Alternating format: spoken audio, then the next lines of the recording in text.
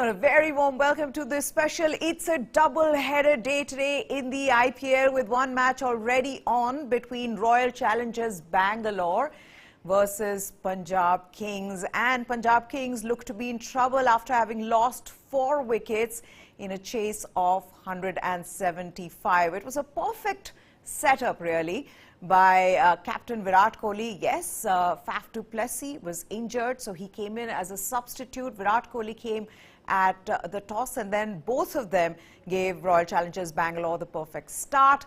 Though once they were out, a familiar story that we've seen with Royal Challengers Bangalore that was seen yet again, though. Royal Challengers Bangalore ended up scoring 174 for 4. In reply, Punjab Kings in trouble. They've already lost 4 wickets, like I said. Mohammad Siraj, the destroyer-in-chief, yet again in the power plays. How good has he been? We're going to be talking about that match. We will also be looking forward to the second match of the day between a desperate Delhi Capitals against the spin trio of Kolkata Knight Riders on what will be a sticky Kotla wicket. Can David Warner get his team out of the endless abyss that it is in at the moment?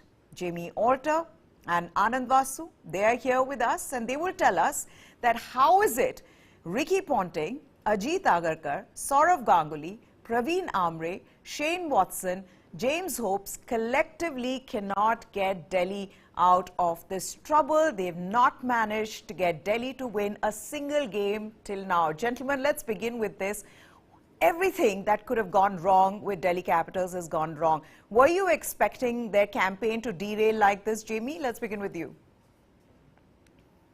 No, absolutely not. I was on another panel before the series IPL started, and something inside me said that Delhi are going to make it to the playoffs. I knew, of course, that Rishabh Pant is going to be a huge loss, but I saw the roster that they have, the squad they have, and I said, you know what, they have the players to make it to the playoffs.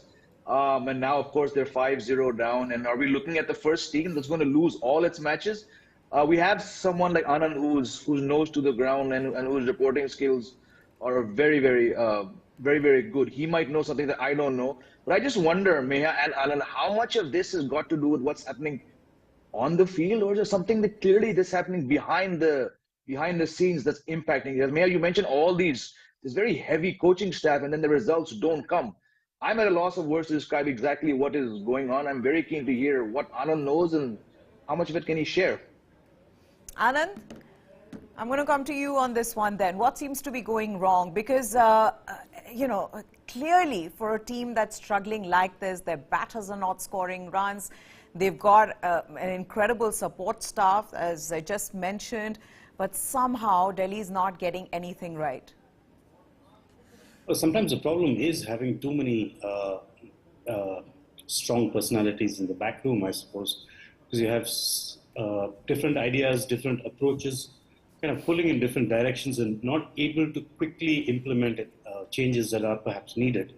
The obvious one in this case is Prithvi Shaw, who Delhi seem to be heavily invested in him, but at the moment he just doesn't look like he's going to score runs. Perhaps if he comes in as an impact player today, that he could embarrass me by doing so. But in general, he's looked a little heavy. He's looked leaden-footed, whether it's footwork at the crease or running between the stumps. He's not looked like a nimble young man, a nimble, hungry young man that he should at his age. I think that's one big problem, which is just putting so much of a burden on David Warner. That David Warner feels like he just has to be at the crease and hold the innings together. There's just no one else at the top of the order scoring runs around him, which has resulted in Warner playing in a very un-Warnerist manner. I mean, he's playing, he's absorbing pressure and rotating strike and taking ones and twos rather than going hard at the opposition, which is what David Warner is famous for. So I think there are problems on the field, and I think the back room is perhaps not all working together as one unit and pulling in one direction. How much of this, Jamie, could be blamed on the auction itself? Because, I mean, you look at the players, they're good, they look good on paper. Like you just mentioned, nobody could have predicted that this would have been the start for DC. But having said that, you know, when we look at good teams, great teams, what do we see? We see bench strength. We see options for players who are not doing well. Do you think Delhi has those options? I think barring a suitable replacement for Rishabh Pant, I think they have most bases covered. But I think that's a common factor across many, many teams in the last couple of years. Having that solid second keeper for years. I mean, RCB struggled. Was it Partha Patel? Was it Dinesh Karthik? This happens. And again, like it's because it's Rishabh Pant we're talking about here. How do you replace someone like him, even when his runs haven't been of the high volume that we expect? Just the fact that he's around and he can bring that maverick quality to the Delhi team, I think that's a big factor. But beyond that, I mean, David Warner, Mitchell Marsh, Riley Rousseau, Prithvi Shaw, Sarfaraz Khan, Anrik Nokia, Kuldeep, Akshar. I think they have, Mustafa Rahman is there, They have enough players, which is why I'm so surprised. Yes, Anand rightly mentioned the fact that Prithvi Shaw doesn't work is a huge factor, but it's not the first time we've seen Prithvi Shaw struggle, So 5 matches, okay, maybe play him as an impact player, but start to look around. It's been said by many people, bump up Mitchell Marsh to open. I'm very surprised that Riley Rousseau has only played, 2 matches? He got a 30-odd, got a golden duck. This is a guy who's made his name after he left South Africa, scoring lots of runs in T20 leagues around the world. He's a player, in my estimation, who's perfect for the IPL. Yeah, he's a foreign player, but rejig your system, get him in. I don't think, Meha, they actually have as bad a team on paper as the results show. Okay, so desperate times call for desperate measures. What could those desperate measures be right now for Delhi Capitals? Jamie just suggested that maybe Mitchell Marsh should open, get Riley Rousseau back into the squad, into the playing 11. Anand, do you think that's something that they should look to do? Because, I mean, at the end of the day, I know that you'd say Mitchell Marsh, and we've seen what he can do. We saw what he did in the last World Cup, T20 World Cup. So there is no doubt about his ability, but Mitchell Marsh himself is not getting runs. He's struggling. 2 ducks for him. Prithvi Shaw, like you mentioned as well. Is that enough? Maybe getting Mitchell Marsh to open, drop Prithvi Shaw, get Riley Rousseau in. Will that be enough? Well, I'm not sure if that will be enough, but that's the bare minimum I think that Delhi need to do. I think the first thing is to get Mitchell Marsh up the order and Riley Rousseau in. And also, I don't understand why Akshar Patel is batting so far down the order in this batting lineup. Given the struggles of the top order, Akshar could easily come in at 4 or 5 and do a job. He's been one of the most improved Indian batsmen in the last couple of years. We've seen it in Test cricket. We've seen it in limited opportunities he's got in T20 cricket and white ball cricket. I don't see why he's being underutilized in this manner. If the Delhi top order was firing and they were putting up good starts all the time, then sure, you sit back and let Akshar come in at 6 or 7. But given that the top order is struggling, you need to make some changes. If you keep doing the same thing and expecting the results to change, you're going to be in for a very rude shock. We were just looking at David Warner's numbers there now. Like his wife said, Jamie, David Warner is being singled out.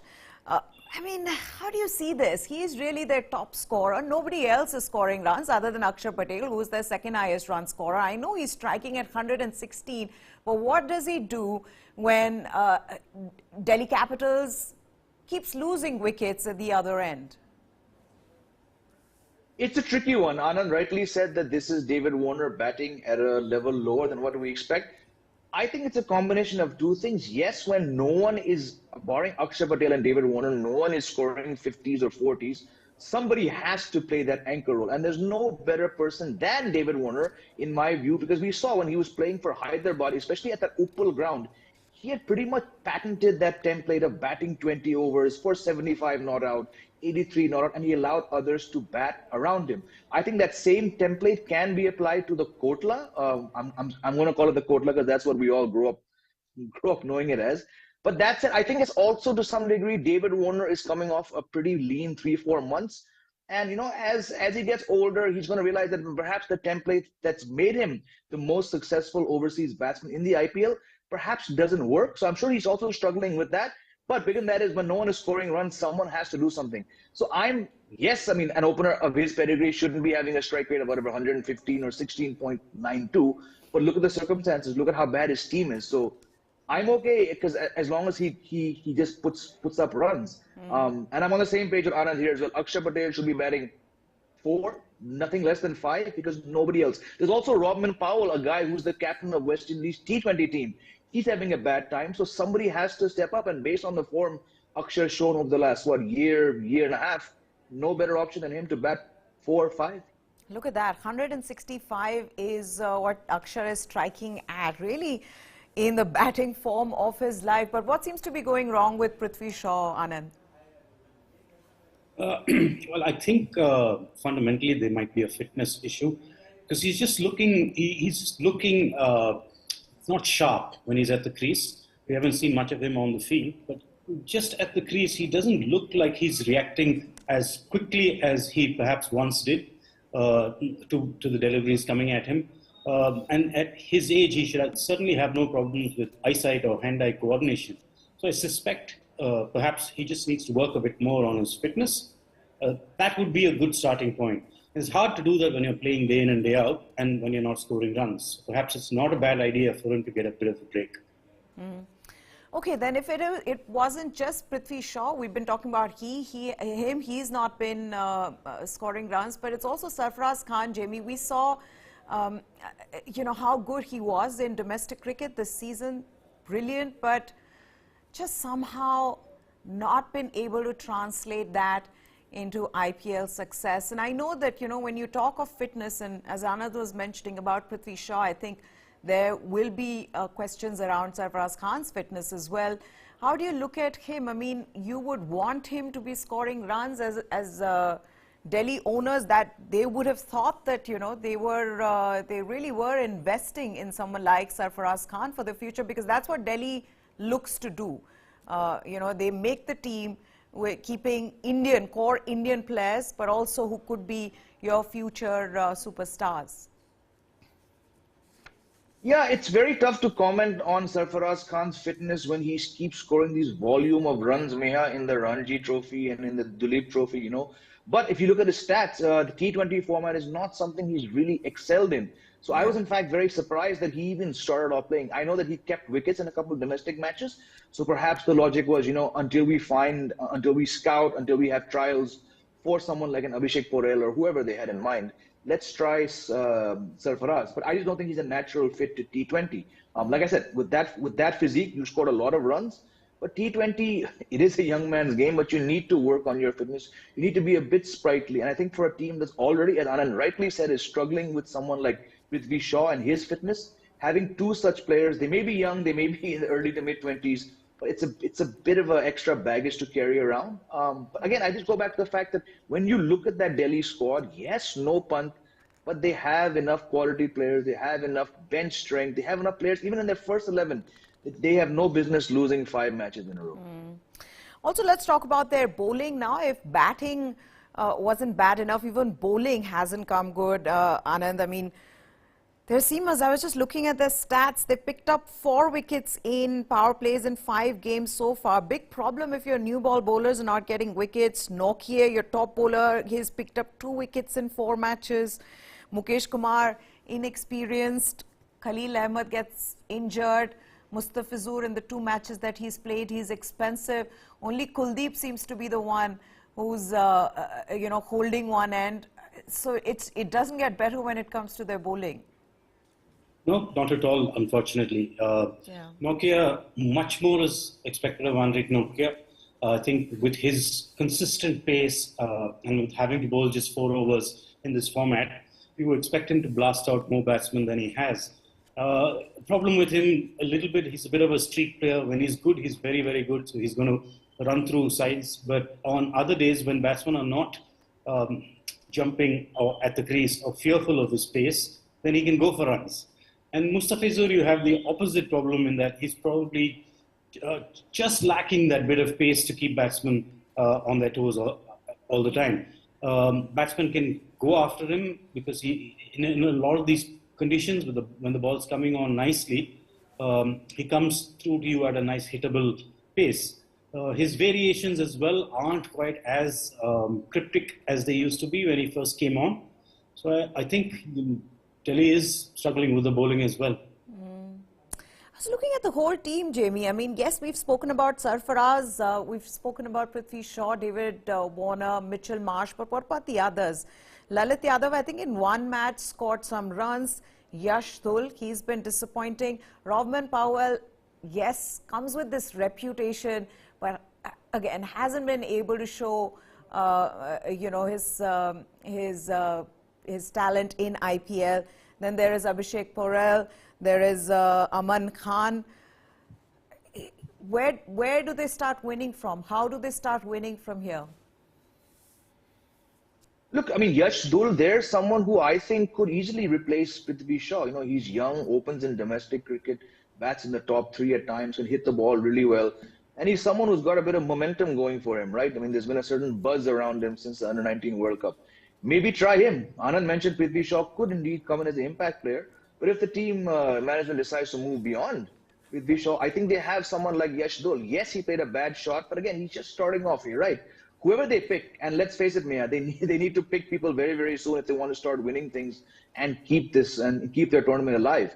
I think try someone like Yash Dhul. Maybe he failed 2 more matches, but on the 3rd match, 4th match, he might get something. You have someone who can open the innings and see how much the guy has to learn if he manages to bat the power play 10 overs with David Warner. You might just find that missing spark if someone like Yash Dhul gets to bat with David Warner. So I think it's time that they move beyond Prithvi Shaw. Anand said give him a break for a couple of matches, might do him some good. There's no points investing or sticking with Prithvi Shaw right now because he's found almost every single way, Maya, to get out in the 5 innings he's batted. Okay, now this match is being played at the Arun Jaitley Stadium in Delhi. I have Rohit Bhardwaj who joins us from there. Rohit, the first thing I think what Delhi fans would want is for David Warner to win the toss and maybe look to chase because there's a clear-cut advantage at the Kotla Stadium of teams chasing. So what is the vibe there? I know Delhi have lost all 5 matches, but are fans coming in to watch Delhi? Still the fans are coming in. I can pan my camera. I can show you that enough number of fans are coming in. Okay, you can see just behind me that people are just walking in towards the Kotla. But interestingly, there has been a light drizzle over here. And things could change because of that light drizzle. It might be a passing shower because the clouds are scattered here. But I hope that comes as a good omen for Delhi Capitals and they are able to do something great here. Okay, so light showers there. Hopefully it's a passing shower like Rohit was mentioning. But let's just come back to Kolkata Knight Riders as well. It's a team that has their own problems, isn't that so, Anand? I mean, you know, we talked of how Delhi openers are not doing much. David Warner, yes, has been scoring runs, but strike rate an issue. When it comes to Kolkata Knight Riders, they find themselves in a similar situation, isn't that so? Anand? Yes, you're right in saying that, but the advantage that they have had is that they've had players who've been able to carry the team forward. You've had Venkatesh Iyer come good a couple of times. You've had Rinku Singh, of course, bail them out. And Rahmanullah Gurbaz has got going and been very aggressive when he has come good. So you've got a few players who are able to lift and carry the team, which is why Kolkata are doing so much better than Delhi are, even though their openers are struggling for runs and consistency. So this could turn out to be a really good match, Jamie, given that, yes, Delhi have, you know, they've lost those 5 games that they've played, but this match is being played at Kotla, which we've seen in the last 2 games that have been played here. It's a bit of a sticky wicket, and we know that Kolkata Knight Riders relying heavily on their spinners. And whenever, in fact, the spinners have done well, their team's done well. How do you see that panning out between Kolkata Knight Riders and DC? Probably, Maya, if there was one team right now, apart from Rajasthan, that Delhi would not want to face at the Kotla, it's KKR, because you have Sunil Narayan, Varun Chakravarti, and the local Delhi guy who very few had known about, Suyash Sharma. So if these three guys have a good day, I mean, that's 12 overs of a very varied and quality spin. So I'm looking at those Delhi lineup with guys struggling. Yes, there's drizzle, so things might change, as Rohit said. But if the pitch plays to the way we all expect it to, 12 overs of spin, it's going to be pretty tough for Delhi to cope with those guys. How big a problem is Kolkata's openers? It's a problem. I mean, yes, Ramanullah Gurbaz has got starts, but you've got Jason Roy. He's linked up. Litan Das is there. These are two guys who open. Maybe time to perhaps tell Gurbaz, thank you, but we just want someone who can perhaps bat past the power play. And even if he gets get out in the power play, give us a few more runs. I know Jason Roy can be infuriating to watch, very frustrating. 6, 7 poor scores. Then out of the blue, the guy can go and get 100. So maybe KKR wants someone like him. But again, he doesn't keep. So if you drop Gurbaz, you need a keeper. Litan Das does both. So maybe, because look, I know their power play scores have not been the best. And you look at the matches which they've won, it took something out of the box from Shardul Thakur. It took something, once in a lifetime from Rinku Singh. And even the last match, yes, they lost, but when a guy scores 104 out of 185, KKR seem to be that team that need that one really special innings from someone. So maybe Jason Roy, I don't know.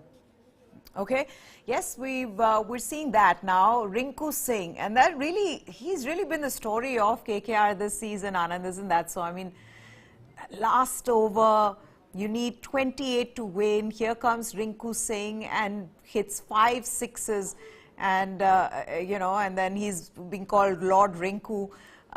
Again, there were so many stories in newspapers about where he comes from, the struggle that he's had to face. And I know in IPL we get to see these stories. Nevertheless, every time when these stories come out and when we see players end up doing well, it's nice to watch. It's a very positive thing, and also it gives hope to other players. Many such Rinku Singhs who are trying to make it, who are trying to do well. First to get into a league like this, and then to be able to do well. Oh, absolutely. And if you looked at those 5 sixes that he hit, there are a couple of them where the ball was in the slot and he was able to just capitalize. But there were a couple of others in which he genuinely had to manufacture that power and strength to get the ball out of the ground, which just tells you how hard he has worked on his fitness and how strong he is. And again, going back to that point, how much of a difference this can make in a game of very small margins. Being able to clear the ropes and being caught on the boundary, fitness plays a major part in that.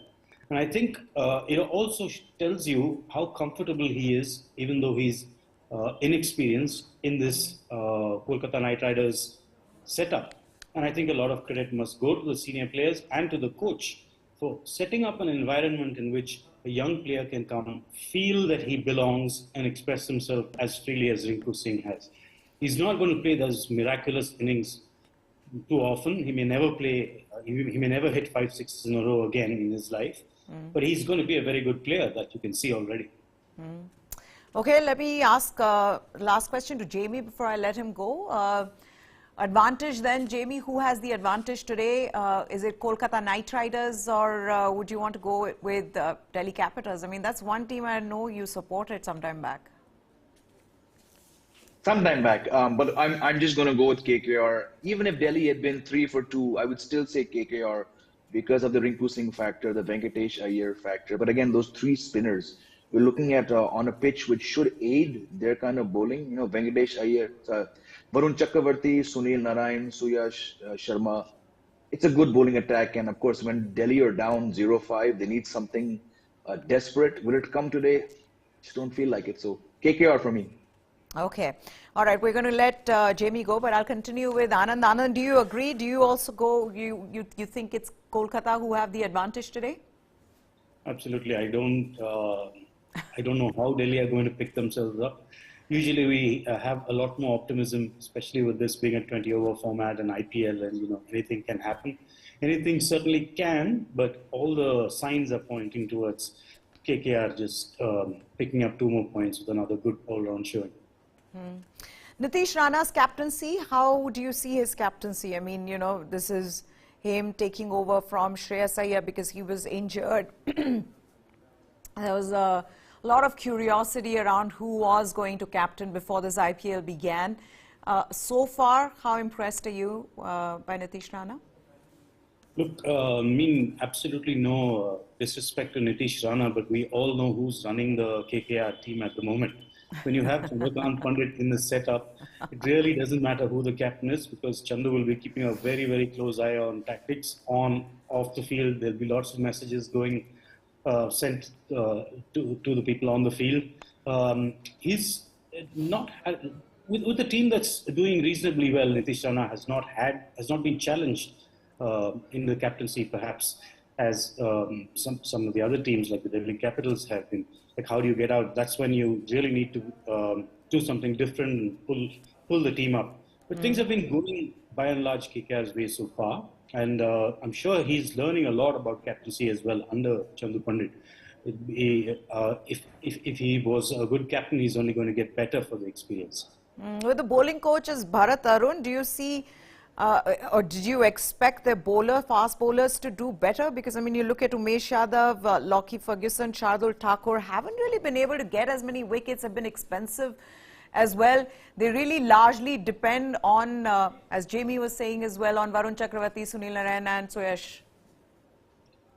This is true. You expect much more of their fast bowling attack, especially of someone like Umesh Yadav, who has had an incredible time of it in India in the last 2 years or so.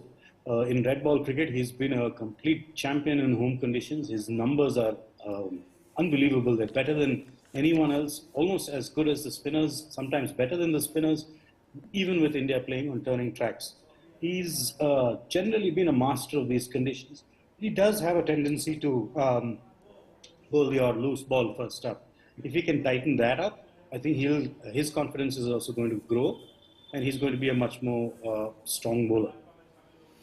Okay, the match that is on at the moment, Punjab Kings versus Royal Challengers Bangalore. Let's also get you the update from that match. Punjab Kings 106 for 6 at the moment. They need 69 runs of 44 balls.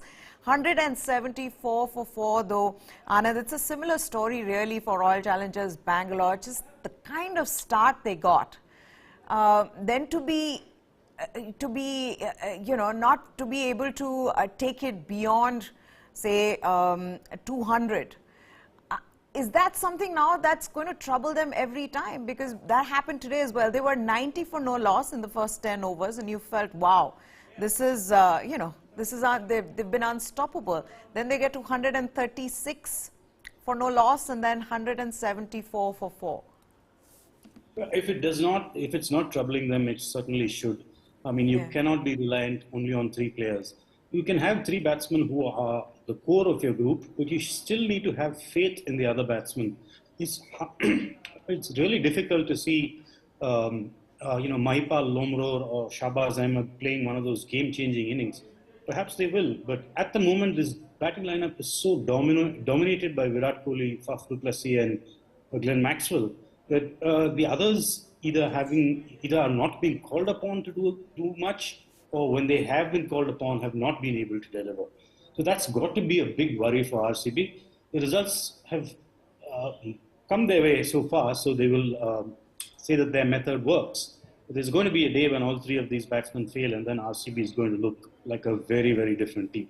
And Punjab is, taking it close, 65 of 42 balls. They have Jitesh Sharma batting with Harpreet Brar. Do you want to predict this one? Well, I would say that RCB have the edge at the moment because Punjab doesn't have that depth in batting. Not much to come in their batting as well, with just Nathan Ellis and Arshdeep Singh to go after this. So you'd have to say that it's advantage RCB, but one big over and then suddenly they're going to be feeling the pressure, and they're going to be feeling the pressure of not having made the most of the start that they got. Okay, I think we'll wrap it up then. Thank you so much, Anand, for taking the time out to talk to us. Thank you very much for having me here. All right, there you have it then. Punjab Kings versus Royal Challengers Bangalore. This is getting close. Like Anand was saying, it is going to be difficult for Punjab Kings to close this game or this one out.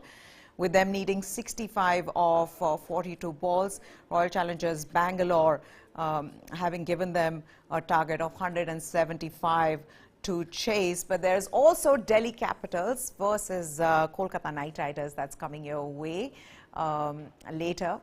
We'll get you all the latest from the world of IPL, from the world of sports in general, right here on News 9 Live. That's it from us. Goodbye. Thanks for watching.